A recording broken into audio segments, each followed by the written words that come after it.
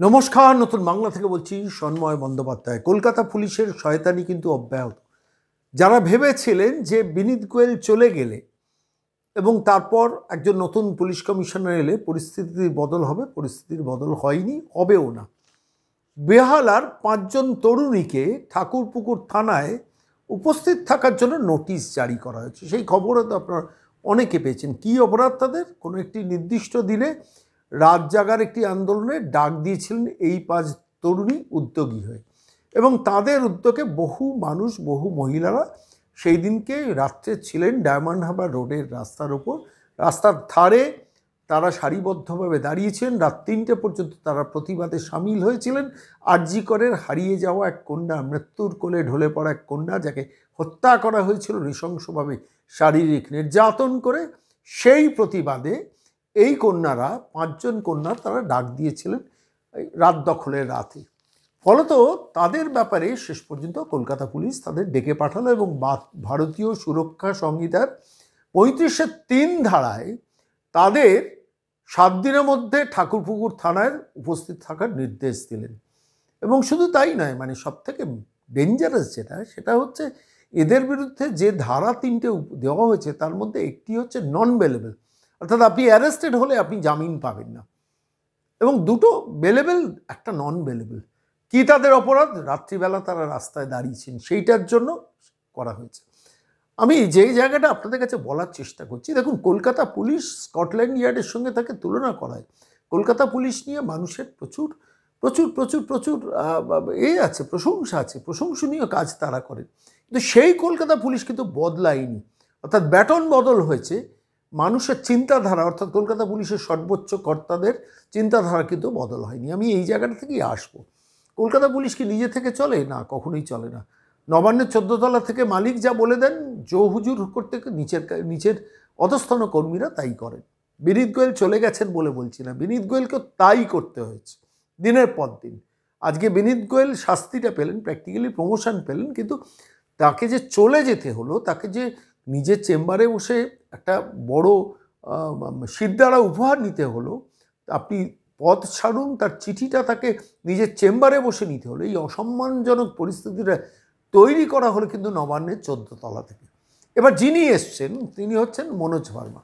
মনোজ ভার্মা কেমন লোক আমি মাঝে মধ্যে আপনাদের বলেছি, মৃদুভাষী কিন্তু ক্ষুরোদার মস্তিষ্ক, এবং সবসময় চেষ্টা করেন কোনো না কোনোভাবে নিজের লক্ষ্যে অবিচল থাকতে। নিজের লক্ষ্যটা কি? নিজের লক্ষ্যে অবিচল থাকতে, অর্থাৎ মালিককে খুশি করা। এবং এই মালিককে খুশি করার জন্য তাকে দার্জিলিং পাঠানো হয়েছিল বিমল গুরুংকে টাইট দেওয়ার জন্য। তাকে পাঠানো হয়েছিল ব্যারাকপুরে যখন পুলিশ কমিশনার ছিলেন, 120টার কাছাকাছি ফেক ফলস মামলা দিয়েছিলেন অর্জুন সিংয়ের বিরুদ্ধে। কী তার অপরাধ? তিনি বিজেপিতে গেছেন বলে। তাকে আবার কলকাতায় নিয়ে এসেছিলেন, নিজের সিকিউরিটি ব্যবস্থার দায়িত্ব বনা দিয়েছেন, তারপরে এডিজি দিয়েছেন, এডিজি ল অ্যান্ড অর্ডার, এবং সেখান থেকে শেষ পর্যন্ত কলকাতা পুলিশ কমিশনার। এই বিনীত গোয়েল এসেই ভালো লাগলো দেখে, যেটা ভালো সেটা তো বলতেই হবে। সিথি থানাতে গেলেন, টালা থানাতে গেলেন, আরজিকর ভিজিট করলেন, মানে কলকাতা পুলিশের মরালটা যেটা ব্রেকডাউন করেছে সেটাকে রিভাইভ করার জন্য নেমেছেন। ভালো লাগছিল। আমি ভেবেছিলাম যে অন্তত বিনীত গোয়েলের পরিবর্তে হিসেবে কলকাতা পুলিশ কমিশনার হিসেবে মনোজ ভার্মা একটা যথাযথ ভূমিকা পালন করবেন। কিন্তু সেই আজকের রিপোর্ট যা পেলাম, সেই রিপোর্টটা পাওয়ার পর আমার মনে হলো যে তিনি কিন্তু ওই বিনীত গোয়েলেরই ড্রেসটা পরে নিয়েছেন, অর্থাৎ বিনীত গোয়েলকে দিয়ে মমতা বন্দ্যোপাধ্যায় যা করিয়েছেন তাই। আচ্ছা বলুন তো, আমি আপনাদের কাছে জিজ্ঞেস করছি, আপনারা কলকাতার মানুষ হন, সারা পশ্চিমবঙ্গের মানুষ হন, রাত দখলে রাত, বারবার আন্দোলন, মশাল মিছিল, প্রতিবাদ বিভিন্ন স্তরে সারা বাংলা জুড়ে, পশ্চিমবঙ্গ জুড়ে হচ্ছে।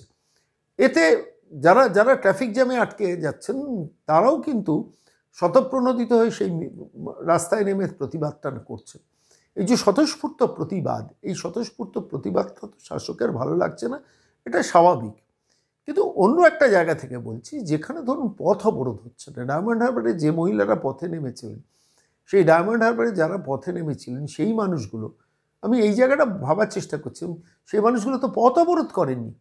কী করেছেন? কলকাতা পুলিশকে, ঠাকুরপুকুর পুলিশ স্টেশনকে তারা লিখিতভাবে একটা মেল দিয়েছেন যে আমরা এই দিন রাত জাগবো রাস্তা ধারে, এবং সেই অনুযায়ী তারা স্পটে গিয়ে দেখেন যে সংশ্লিষ্ট থানার তরফ থেকে গার্ড রেল করে দেওয়া হয়েছে, অর্থাৎ রাস্তার একটা ধারে তারা দাঁড়াবেন, সেই জন্য গার্ডরেল দিয়ে দেওয়া হয়েছে। গার্ডরেল দিয়ে তারা দাঁড়িয়েছেন, শান্তিপূর্ণভাবে দাঁড়িয়েছেন, কোনো মিটিং মিছিলের মতো স্লোগান দেননি, কোনো রাজনৈতিক স্লোগান দেননি, কোনো উগ্রপন্থী স্লোগান দেননি।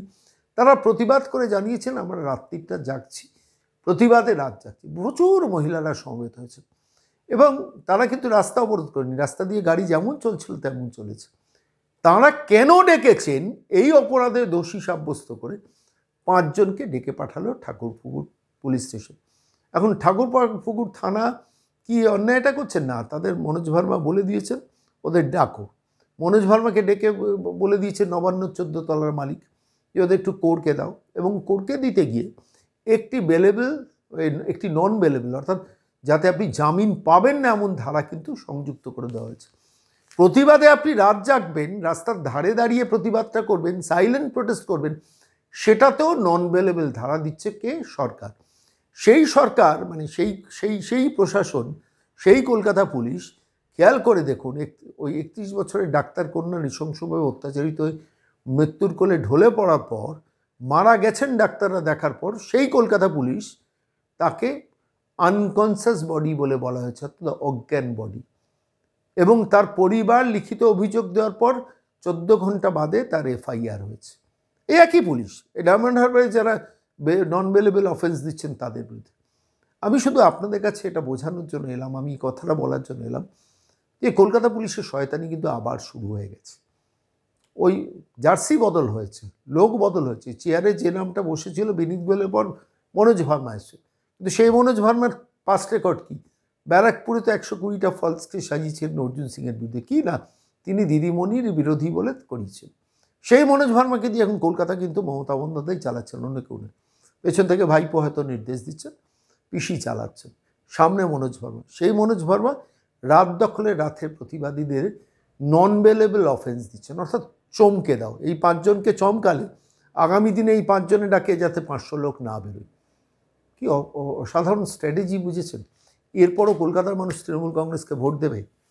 আমি বলছি এরপরও কলকাতার একজন মানুষেরও তৃণমূল কংগ্রেসকে সমর্থন করা উচিত। প্রশ্নটা থাকলেও আপনারা ভেবে দেখবেন।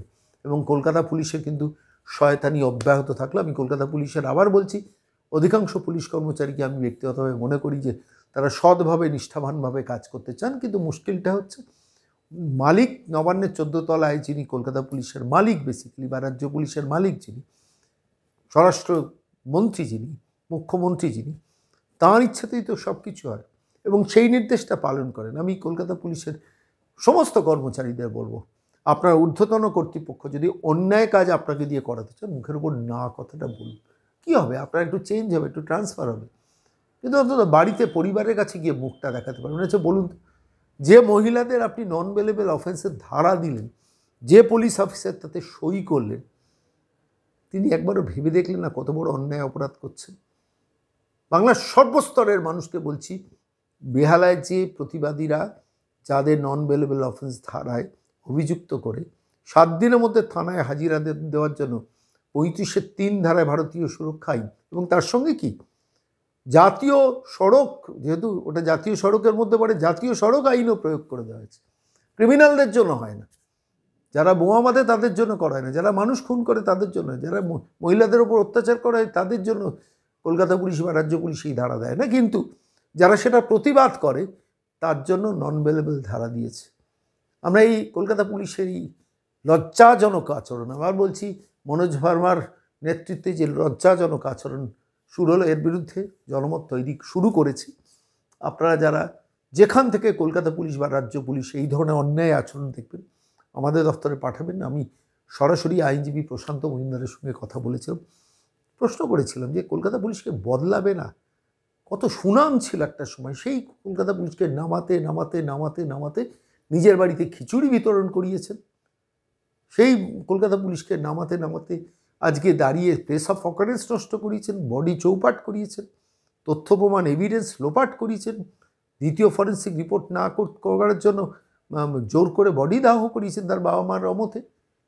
আর কত দূর নামাবেন? আর কতটা নিচে নামাবেন? আগে পুলিশকে দেখলে শ্রদ্ধা সম্মান করতো, এখন পুলিশকে দিলে মানুষ টিটকিরি মারে। কেন?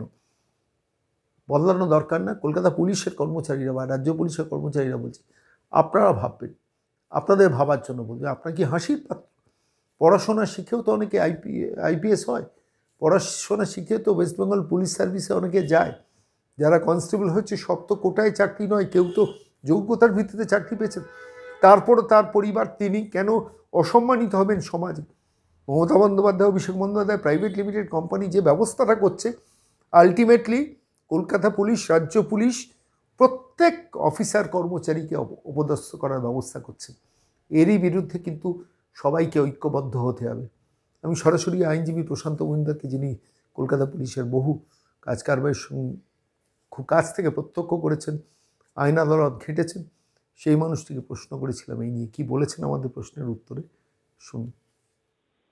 নমস্কার, প্রশান্ত দাস, সন্ময় বলছি। নমস্কার, বলুন। বলছি, কলকাতা পুলিশ স্কটল্যান্ড ইয়ার্ডের সঙ্গে যাকে তুলনা করা হতো, সেই পুলিশ পড়েছিল বিনীত গোয়েলের হাতে। বিনীত গোয়েল রাজ্য এসটিএফ এ চলে গেল, মানে কলকাতা পুলিশ সভ্য ভদ্র হয়ে গেল, এটা কিছু মানুষের মধ্যে ধারণা তৈরি হয়েছিল। কিন্তু কলকাতা পুলিশই আছে। আমি কেন বলছি, আরজিকর কাণ্ডের প্রতিবাদে রাস্তাতে রাত দখলে রাত 4 তারিখ ঠাকুরপুকুর থানা থেকে অন্যতম উদ্যোক্তা একজন মেঘনা বড়ুয়া এবং তাদের 4-5 জনকে নোটিশ ধরানো হয়েছে জামিন অযোগ্য ধারায়, যে কেন তারা ন্যাশনাল হাইওয়ের ওপর তারা রাত দখলে রাতে উপস্থিত ছিল। মানে এবার কিন্তু মনোজ ভার্মা, মানে ব্যাটন চেঞ্জ হয়েছে কিন্তু মস্তিষ্ক চেঞ্জ হয়নি। অর্থাৎ মানে সর্বোচ্চ মস্তিষ্ক নির্দেশ দিচ্ছেন, মনোজ ভার্মা এই কীর্তি করাচ্ছেন। আপনি তো কলকাতার নাগরিক, আপনি কলকাতা পুলিশকে খুব কাছ থেকে দেখেছেন।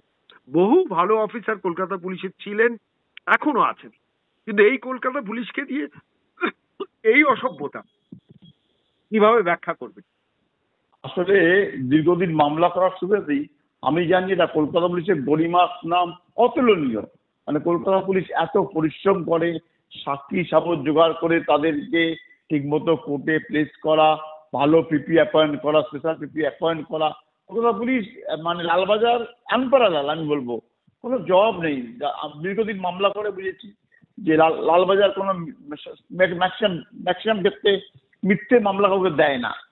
এখন পলিটিক্যালি মোটিভেটেড হয়ে হঠাৎ দেখছি মিথ্যে মামলা, একাধিক লোক যারা পলিটিক্যালি, যারা বিরোধী দলে আছে, তাদেরকে মিথ্যে মামলায় 4-5টা করে কেস দেওয়া হচ্ছে। যে কেসগুলো নন কগনিজেবল তাকে কগনিজেবলে কনভার্ট করা হচ্ছে।